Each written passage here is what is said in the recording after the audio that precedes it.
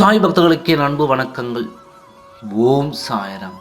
என் அன்பு குழந்தையே, உன் வாழ்க்கையை என்னிடத்தில் ஒப்படைத்துவிட்டு என் குழந்தையை நிம்மதியாக இருக்கும் நேரத்தில் இந்த நொடியில் நூலிழையில் உயிர் தப்பி வந்திருக்கிறாய்.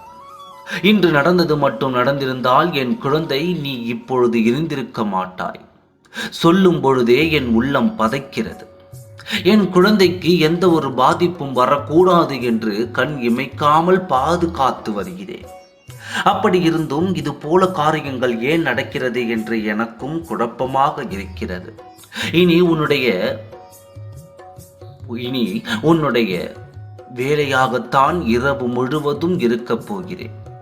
யாரால் இந்த ஆபத்து வந்தது என்று நான் பார்க்கத்தான் போகிறேன்.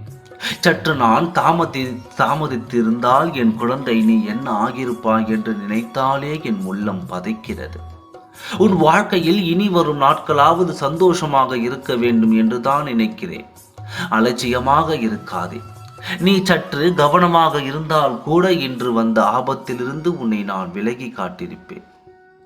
கொஞ்சம் தாமதித்திருந்தால் நிலைமையை யோசித்தாலே பதற்றமடைகிறது. இனி எங்கு நீ வெளியே செல்லும் பொழுதும் சாயப்பாவின் நாமத்தை உச்சரித்து செல். எந்த நேரத்தில் எந்த பாதிப்பு வரும் என்று யாராலும் சொல்ல முடியாது.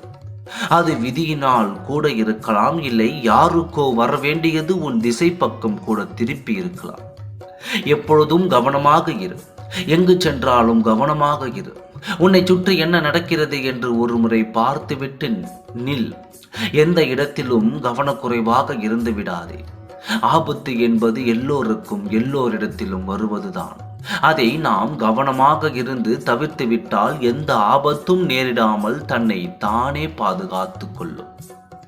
இப்பொழுதுதான் உன் வாழ்க்கையின் நிலை மாறியிருக்கிறது. இன்னும் எத்தனையோ சந்தோஷத்தை நீ பார்த்து உன்னுடைய சந்ததியினருக்கும் நீ கொடுக்க வேண்டியதாக இருக்கிறது. எந்த ஆபத்து வந்தாலும் உன் அருகில் கூட நான் வரவிட மாட்டேன். கண் இமை காப்பது போல் காப்பேன். சாயப்பா உன் அருகில் இருக்கிறேன். எந்த கவலையும் பட வேண்டாம். உன் அப்பா இருக்கும் வரை வாழ்க்கையில் பயம் உனக்கு வேண்டாம். நல்லதே நடக்கும். ஓம் சாய்ராம். நன்றி, வணக்கம்.